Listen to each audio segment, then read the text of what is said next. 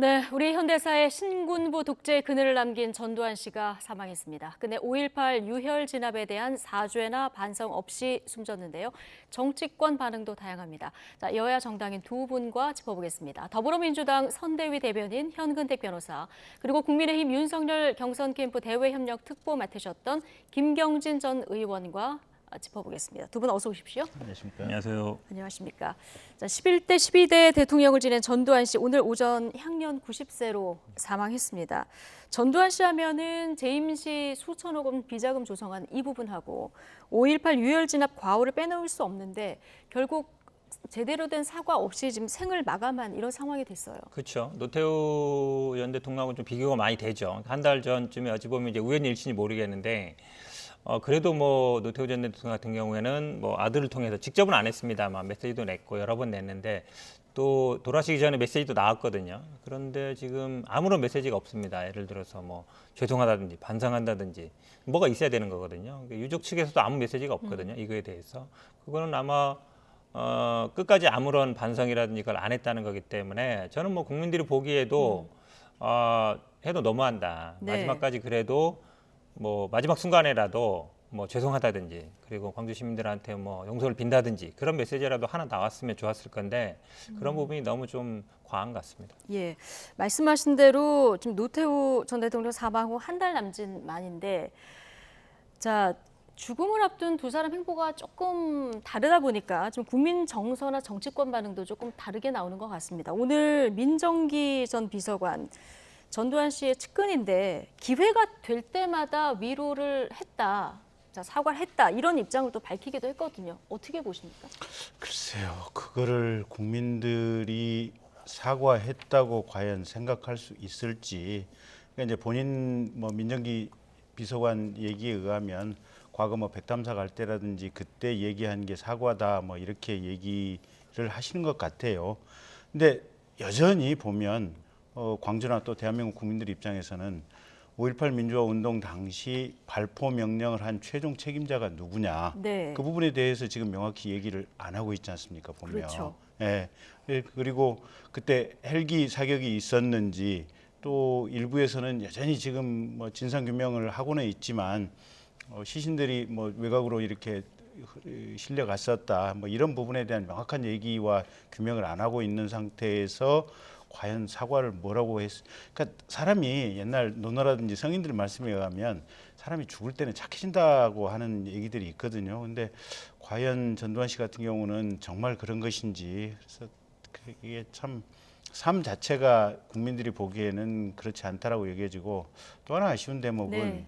이게 지금 광주에서 재판을 받고 있었지 않습니까? 예. 거기서 최소한 헬기 사격이라든지 이런 부분들은 재판의 쟁점이었었고, 관련되는 내용이 1심 판결을 통해서 어느 정도 지금 이렇게 확인이 됐었고, 재판이 계속 진행이 된다면 항소심이라든지 대법원 판결 과정에서 이 부분이 법적으로 명확히 어느 정도 정리가 될 수 네. 있었는데, 그럴 기회마저 사실은 없어진 것이 아닌가라는 생각도 듭니다. 예, 헬기 사격 증거들이 나오고 있는 상황에서 앞으로 뭐 진상 규명돼야 될 부분이 아직 남아 있는 상황인데, 지금 고 조비오 신부 사자 명예훼손 재판이 진행되고 있었고 지금 네. 항소심이 진행되던 그렇죠. 상황에서 지금 사망을 한 거 아니겠습니까?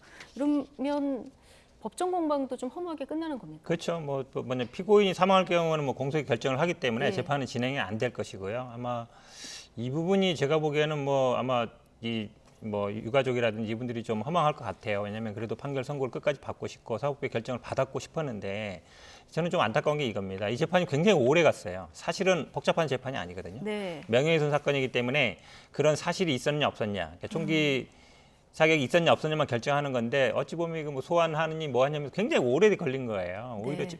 사법부에서 이걸 빨리 결정해 줬으면 사실은 어느 정도 결론이 날 수 있는 부분인데, 이 중간에 이렇게 돼버리면서 판결 끝까지 보지도 못하고 중간에 끝나버리는, 그래서 오히려 이제 이 재판 늦어진 정의는 뭐 정의롭지 실제로 제대로 안 된 재판, 사법부의 어떤 늦어진 재판이 제가 보기엔 좀 안타깝습니다. 예. 지금 추징금도 안 낸 추징금이 900억 원 정도 네, 된다 이렇게 전해지고 있는데, 이게 숨진 상황에서 추가 집행이 가능한지 검찰도 법리 검토에 들어갔다 이런 이제 보도를 저희가 앞서 해드렸는데, 변호사시기도 하시니까요. 가능합니까? 법리상 쉽지는 않을 것 쉽지는 같아요. 않다. 추징금도 어쨌든 이게 법적으로 형벌이거든요, 예. 보면. 그래서 이게 본인 재산에 대해서 지금 집행을 해야 되는데 이게 가족들이 상속폭이 뭐 재산이 본인 재산이 뭐 20만 원인가 뭐 2만 원인가 있다는 거니까요. 그러니까 본인 명의로 된 부동산이나 이런 건 일체 뭐 통장에는 없는 거니까 네. 사실은 이미 집행 대상이 없고 그럼 예. 상속 포기를 하면 추가적인 상속 포기할 가능성이 뭐 매우 크죠. 높은 거죠. 예. 그리고 가령 상속 포기를 안 한다고 하더라도 예. 이게 추징을 유족을 상대로 해서 집행할 수 있는지 그 부분도 사실은 형사소송법상의 쟁점이어서 추징 불가능하게 될 가능성이 매우 높다 이렇게 봐야 될 것 같습니다. 추징금을 집행할 가능성은 좀 없다라고 없다. 봐요. 예. 이렇게 보는 것이 맞겠다. 자, 청와대의 공식 반응은 아직 나오지 않았고요. 후보별 반응에는 조금 온도차가 느껴집니다. 듣고 이야기 이어가겠습니다. 이 전두환 씨는 명백하게 확인된 것처럼 내란 학살 사건 주범이에요. 그런데 최하 수백 명의 사람을 살상했던 자신의 사적 욕망을 위해서 국가 권력을 찬탈했던 이 결코 용서받을 수 없는 범죄에 대해서 마지막 순간까지도 국민께 반성하고 사과하지 않았습니다. 이 중대 범죄 행위를 인정하지도 않았습니다. 참으로 아쉽게 생각하고 다시는 이런 일이 생기지 않았으면 좋겠다는 생각이 듭니다. 그리고 아직도 여전히 미완 상태인 광주 5.18 민주화 운동의 진상이 드러날 수 있도록 당시 사건 관련자들의 양심 선언을 기대합니다. 현재 상태로는 아직 좋은 생각을 하지 않고 있습니다. 전두환 전 대통령 사망했는데 여기에 대한 입장 한 말씀 부탁드립니다.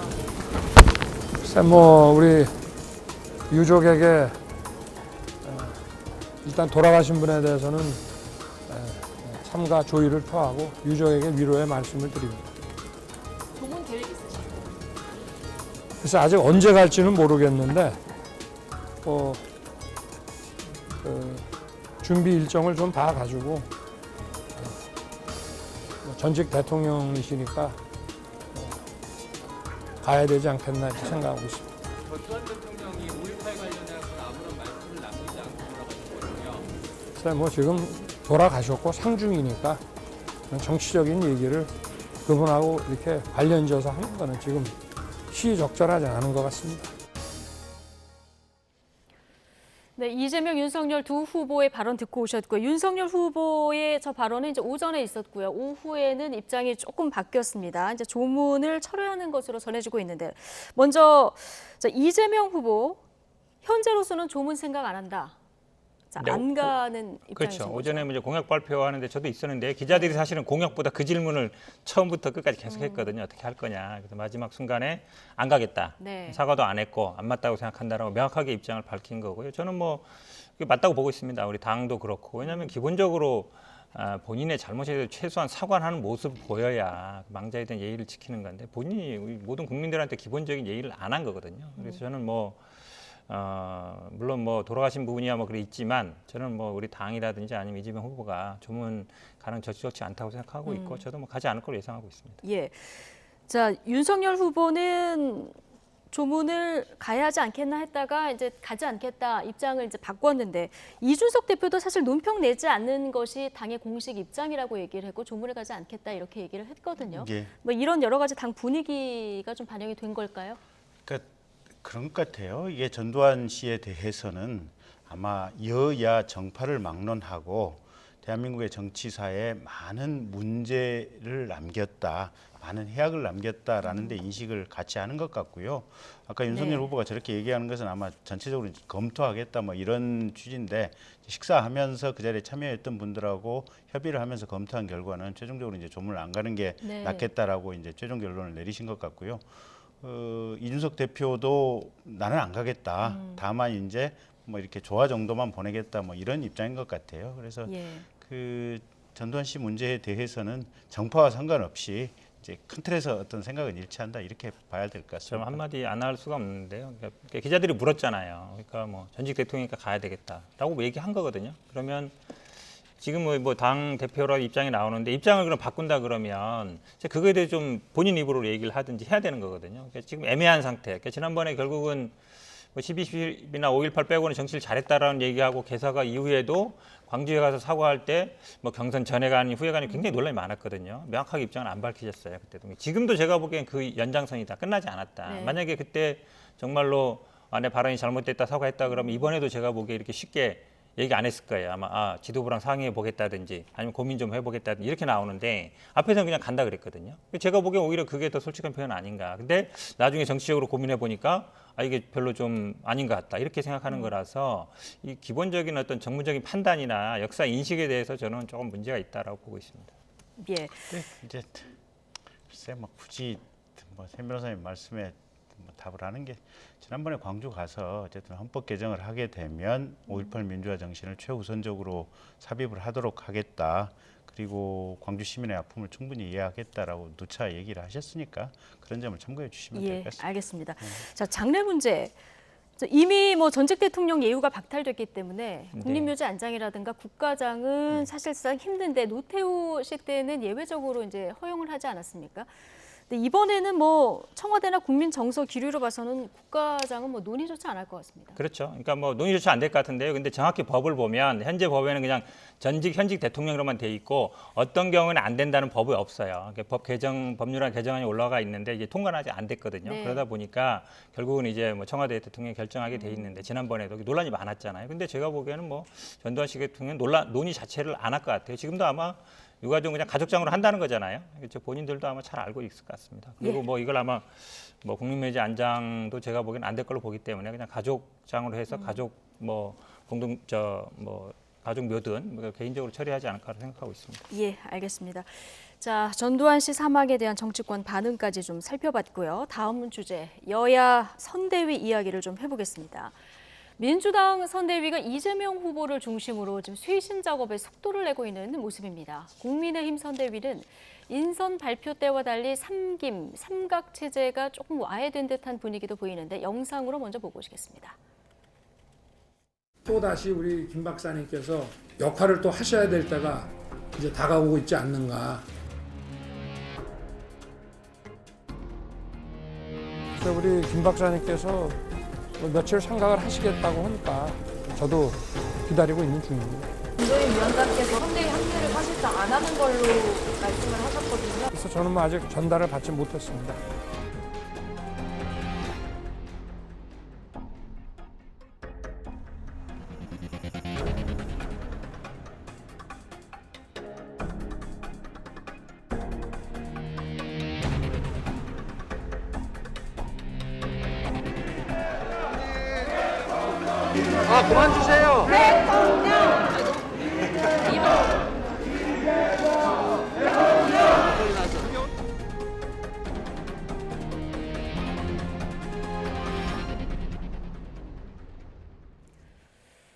네.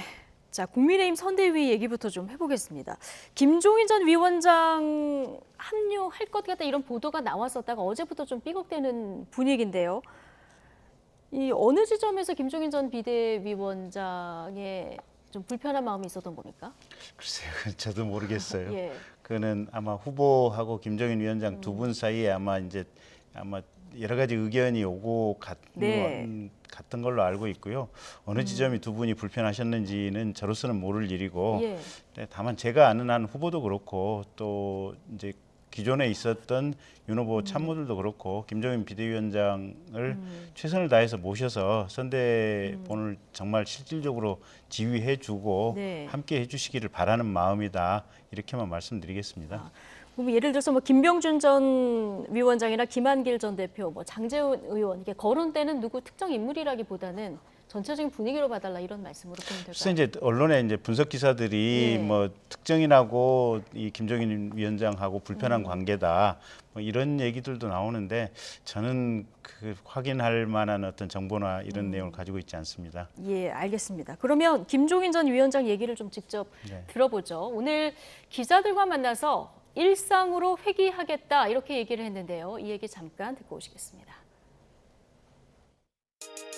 선생님 합류를 뭐 최종적으로 안 하겠다 혹은 보류하겠다 이런 뜻으로 읽어도 될까요? 아니 나는 뭐 더 이상 그렇게 복잡하게 얘기할 게 없이 내가 이제 일상으로 돌아가겠다면은 일상으로 돌아갔다고 그게 받아들이면 되는 거지.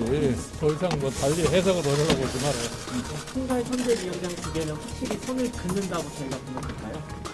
아니들 충분히 어저께서부터 얘기를 했는데 그거를 나한테 무슨 뭐 구체적으로 물어볼 게 뭐가 있어. 윤석열 후보가 연락을 취하신 건 없나요? 난 전혀 나는 어저께 이후로 연락한 적이 없어요. 윤 후보가 만약에 찾아온다면 만나실 생각이 있으신가요? 만나는 거야 뭐 찾아오면 만나는 거지 그걸 뭐 아까 거부할 이유가 없잖아. 네. 자, 뭐 한국말 끝까지 들어봐야 되는데 일상으로 돌아가겠다. 자, 이 얘기만 들어보면은 이제 합류 안 할 것 같은 분위기다 이렇게 전해졌는데 좀 마지막에 들어보신 내용을 보면은 만나는 거야 뭐 찾아오면 만나는 거지 거부할 이유는 없잖아 또 이렇게 말씀을 하시거든요. 그러니까 최소한 이제 제가 갖고 있는 정보 범위 내에서 알고 예. 있는 한 어쨌든 김종인 이제 비대위원장께서 이 총괄 선대본부장을 맡으면 본인이 보임하고 싶은 사람들이 있고 본인이 생각하는 어떤 선대위의 구상이 있을 거 아니겠습니까? 예. 그래서 이 부분을 최선을 다해서 이렇게 거기에 이렇게 부합하려고 하는 어떤 의지와 자세를 후보가 가지고 있다. 이제 이런 부분들이고요.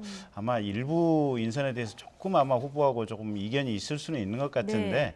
그런 부분은 아마 두 분이 최선을 다해서 협의를 하면 아마 풀릴 수도 있지 않을까 저는 그렇게 봅니다. 그러면 지금은 조금 삐걱대는 모습이 보이지만 합류할 가능성이 남아 저는- 있다고 보시는 겁니까? 저는 그렇게 보고 있고요. 마지막까지 최선을 다해서 어쨌든 노력하는 것이 중요하다 이렇게 보고 있습니다. 예.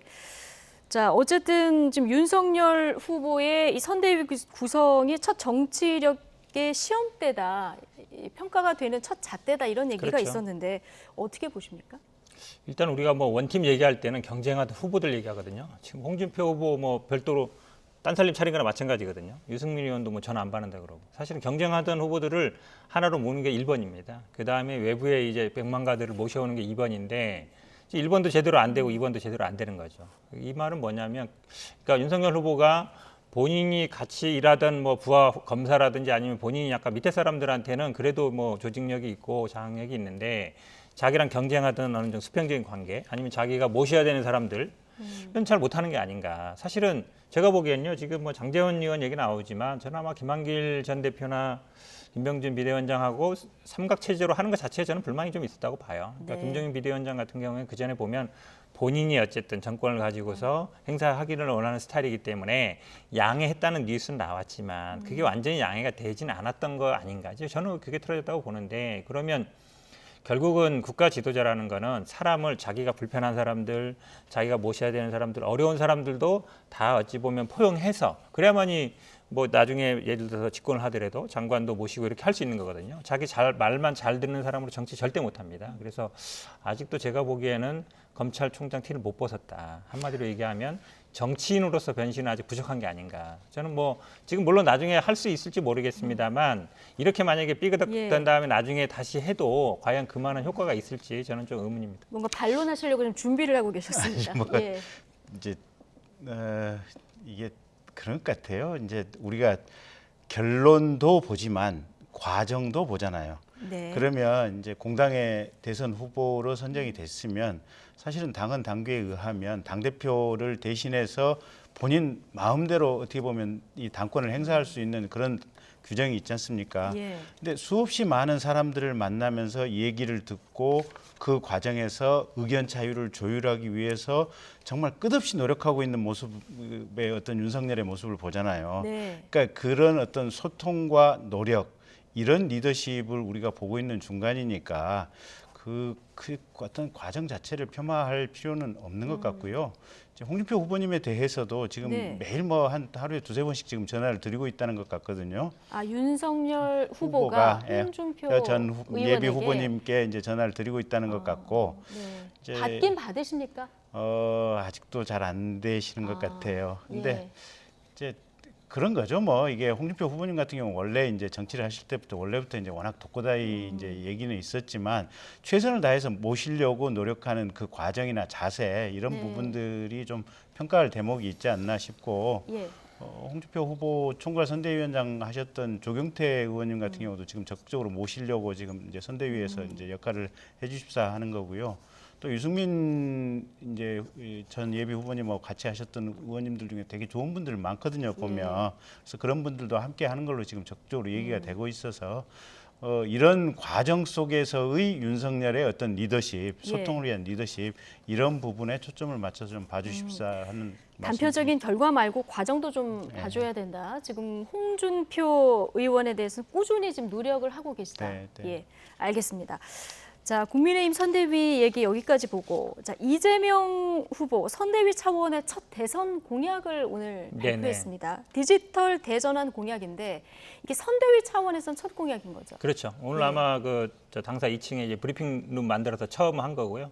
그러니까 결국은 이제 정책으로 승부 걸겠다 그런 겁니다. 지금 윤석열 후보 같은 경우는 선대위로 삐걱거리고 있는데 사실 경선 때도 계속 매주 뭐 공약도 발표하고 지금 소확행이라고 소소한 공약, 예를 들어 산부인과 명칭 개정이라든지 뭐 아니면 우리 그 디지털 뭐라 그러죠? 이게 요금 쓰는 거 이런 것도 여러 가지 얘기했었는데 첫 공약인데 아마 제가 보기엔 이제 코로나 이후에 우리가 경제가 어떻게 갈 것인가 결국 디지털 경제로 전환해서 일자리 창출하겠다 그 큰 틀이거든요. 아마 이게 아마 연속적으로 계속 앞으로 경제와 관련된 이슈들을 던질 겁니다. 그 말은 뭐냐면 결국은 민생 경제. 그러니까 앞으로 어떻게 먹고 살 것인가 이 부분들에 집중할 수밖에 없는 것이고 그런 부분에서 아마 좀 이제 지금 윤석열 후보와의 차별성도 좀 부각시키기 위한 그런 생각도 있는 것 같습니다. 지금 말씀하시죠. 예, 이제 저희 캠프 내부에서도 이제 저런 부분을 준비를 하고 있어요. 그러니까 이미 벌써 한 10년 전부터 가령 뭐 네이버 꽃집, 뭐 네이버 부동산 이런 것 때문에 그냥 길거리에 있는 우리 동네에 있는 부동산 쑥대밭이 돼 있거든요. 보면. 우리가 카드 수수료를 지금 이제 1% 0.8% 낮추는데 정말로 힘들었는데 사실은 배달 수수료 같은 경우는 적게는 3% 많게는 15%까지 지금 받고 있거든요. 그래서 이런 이 디지털 플랫폼 경제는 우리가 이미 그냥 경제 활동에서 숨쉬는 뭐랄까 공기와 같은 존재가 돼 있고 그래서 이제는 디지털 SOC 개념을 좀 도입을 해서 새로운 시대에 맞는 경제적인 어떤 법제 질서화를 만들어야 된다라고 하는 이런 문제의식을 지금 윤석열 캠프에서 가지고 있고 그에 따른 공약을 지금 철저하게 준비하고 있습니다. 그래서 이제 배달 노동자들 같은 경우도 가령 우리가 이제 뭐 산재보험이라든지 고용보험들 이런 것들을 국가가 이제 체계적으로 좀 가입하고 뭐 예산 지원을 할 수도 있는 문제들이고요.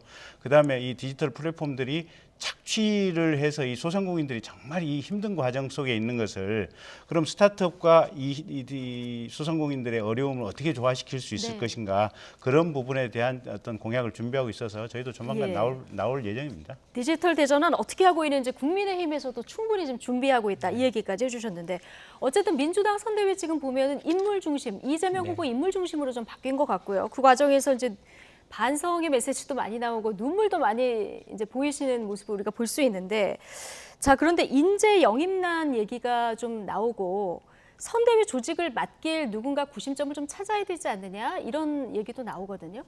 뭐 인재 영입은 이제 시작한 단계고요. 지금 화면에도 나옵니다만 그동안에는 이제 최고위원 하면 이제 국회의원분들이 쭉 앉아가지고 이제 선대위 회의를 해서 뭔가 좀 달라진 모습이 없다 이런 모습이 있어서 뭐 첫으로 이제 뭐 워킹맘이라든지 이런 모습 모시고 했고요. 저는 뭐 지금 꼭 기존의 정치인들이 아니더라도 뭐 새로운 인물, 그러니까 한마디로 얘기하면 이제 미래를 보여줄 수 있는 게 중요하거든요. 저는 아마 지금 국민의힘도 그렇고 저희도 그렇고 과거에 있었던 인물을 그대로 제시하는 거는 저게 국민들한테 큰 감흥을 못 준다고 봅니다. 그래서 다각도로 그러면 찾고 저 윤건영 의원이 이해찬 전 대표, 양정철 전 민주연구원장 등판이 결론이 오래 안 걸릴 것이다 이런 얘기를 하긴 했는데 자, 이 외에 더 새로운 인물이 필요하다 이렇게 당연히 새로운 인물이 필요하죠. 왜냐면 이해찬 대표 같은 경우는 이미 상임고문으로 들어와 있고요. 양정철 전 원장 같은 경우에도 뭐 외곽에서 도와주겠다 하고 있기 때문에 이미 어쨌든 또 민주당 틀 안에 있는 분들이거든요. 그러니까 민주당이 달라진 모습을 보이려면 새로운 인물이 필요합니다. 새로운 그러니까 인물. 기존의 당에 있는 분들이 아니라 밖에 있던 분, 시민사회라든지 아니면 거론되는 몇 분이 계십니까? 그거까지는 잘 모르겠고요. 어쨌든 네. 여러 각도로 접촉을 하고 있고 그 전에 이제 왕연내영 위원장이 맡고 있다가 그래도 예. 후보가 직접 맡는 게 좀 좋지 않겠냐. 그래 아무래도 좀 힘이 실리거든요. 후보가 네. 직접 다 찾아지는 않겠지만 나중에 이제 만나서 직접 영입할 때는 예. 하는 거라서 민주당이 그동안 뭐 총선 대선 치르면서 인재 영입을 많이 했습니다. 그래서 많이 성과도 냈었고요. 그래 아마 이재명 정부의 달라진 모습. 저분들이라면 이재명 정부가 그래도 뭔가 좀 새로운 모습 보이겠다 이런 분들로 선대위를 꾸리려고 노력하고 있습니다. 예. 자, 그런데 오늘 조응천 민주당 의원이 중도가 민주당으로 돌아가기 위해서는 조국의 강을 건너야 한다 이런 얘기를 했는데 이 얘기 잠깐 듣고 오시죠. 중도층이 민주당에서 멀어져 가기 시작한 그 기점이 언젠가 생각해보면 이른바 조국 사태 아니냐. 아직도 못한 것 아니냐. 뭐 이런 지적들이 일각 나오더라고요. 네. 그건 어떻게 보세요? 뼈 아픈 지적이시고요. 언젠가는 맞닥뜨릴 겁니다. 언젠가는 맞닥뜨릴 겁니다라는 건 무슨 말씀이실까요? 그건 피할 수 없는 뭐 정말 큰 강이죠. 예. 언론에서 혹은 뭐 상대 당에서 상대 후보가 반드시 우리 앞에 그걸 내놓을 겁니다. 예. 거기에 대해서 어떻게 할 건지 우리가 확실히 마음을 정하고 있어야 되겠죠. 근데 그 강을 건너지 않고 과연 어떻게 중도를 마음을 돌릴 수 있을까 저는 별로 상상이 되지 않습니다. 네. 이재명 후보가 쓴소리 해달라 이렇게 모셔왔다고 했는데 네네. 예, 조응천 의원 지금 조국의 강을 건너야 중도의 마음을 돌릴 수 있다 이런 얘기를 하지 않았습니까? 이재명 후보는 어떤 생각을 하고 있을까요? 그건 뭐 이따 들어보시면 될 것 같고요. 4시에 저희 뉴스큐에 그렇죠. 예. 출연하십니다. 근데 조응천 의원님이 원래 이제 뭐 연수원 동기고 형 동생 하는 사이고 그러니까 어려운 숙제를 너무 일찍 내셨어요. 어려운 근데 숙제를 너무 일찍 숙제를 내셨으면 본인이 답을 해야 되는데 답은 안 하고 그냥 이제 질문하고 하셨는데 예. 지난번에 이제 송영길 대표가 입장을 밝혔습니다. 사과했고요. 그다음에 젊은 뭐 2030 세대들한테 내로남불 인상 중에 대해서 잘못했다. 사과한다. 다만 이제 검찰이 좀 과한 수사도 있었다. 네. 지금 이제 사법부 판결이 끝나지 않았거든요. 사법 판결이 나면 이제 판단할 건데 아마 이재명 후보도 큰 틀에서 보면 그 정도 입장을 저는 뭐 바뀔 걸로 보고 있고 그게 당의 공식적인 입장입니다. 예. 송영길 대표가 밝혔기 때문에 이게 아마 뭐 저는 대선 토론 과정에서 쟁점이 될 것 같은데요. 그렇다 해서 저희들이 기존 가져왔던 결국 사법부의 판단 존중할 수밖에 없고 당연히 뭐 국민들한테 보이기에도 잘못한 부분이 있기 때문에 그런 부분 사과드리지만 다만 또 검찰 수사가 네. 결국은 이게 윤석열 총장이 조국 장관과의 수사를 통해서 결국은 지금 예. 정치로 나온 거거든요. 네. 그 부분도 저희들은 지적하지 않을 수 없습니다. 예, 알겠습니다. 잠시 뒤에 저희 뉴스큐 시간에 이재명 후보 출연하는데 아마 넉넉한 시간을 준비하고 있기 때문에 이 질문 반드시 나올 것 같고요. 자, 열린민주당 합당 관련해서도 중도 확장과 반대되는 길을 가고 있다. 오늘 조응천 의원이 이 얘기도 했거든요. 자, 김경진 전 의원님, 평론가적 시각에서 봤을 때 득실을 어떻게 보십니까?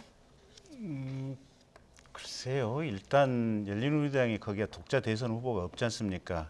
그리고 열린우리당 당원들 입장에서는 아마 열린민주당 예. 예, 당원들 입장에서는 기존의 민주당 당내 경선 과정에서 다 참여를 했을 것 같고요. 특히 대부분 아마 추미애 후보를 지지하지 않았을까라고 이제 추측 내지 분석을 해보고 있는 상황이고 지금 이제 이재명 후보가 선출된 이후에는 아마 이재명 후보 전폭적으로 아마 열린민주당 쪽에서는 지원을 하고 있을 것이어서 그게 합당을 하냐 안 하냐가 이재명 후보 지지율에 무슨 영향을 끼칠 수 있을까? 그리고 중도층에서 이제 중도층이 조금 합당을 했을 경우에 멀어질 것이 아니냐 이제 이런 우려를 하시는 목소리가 아마 아까 조응천 의원의 목소리 예. 아닌가 싶어요 보면. 근데 이미 국민들이 가지고 있는 평범한 인식은 열린민주당이나 더불어민주당이나 이게 하나의 그냥 당이다, 이게 형제 당이다, 하나의 당이다 이렇게 판단을 하고 있고 그게 뭐 최강욱, 손혜원 의원, 뭐 정봉주 의원 이런 분들이 그럼 민주당하고 다른 당원이냐라고 굳이 생각을 안 하고 있거든요. 그래서 합당을 하면 하는 대로 안 하면 안 하는 대로 별 상관이 없을 것이 아닌가 저는 이렇게 보고 있습니다. 큰 영향은 없을 것이다. 예. 이 문제도 역시 이재명 후보 직접 입장을 직접 들어봐야 되는 거죠? 네, 알겠습니다. 오늘 두 분 말씀은 여기까지 듣겠습니다. 더불어민주당 선대위 대변인 현근택 변호사 그리고 국민의힘 윤석열 경선 캠프 대외 협력 특보 맡으셨던 김경진 전 의원이었습니다. 고맙습니다.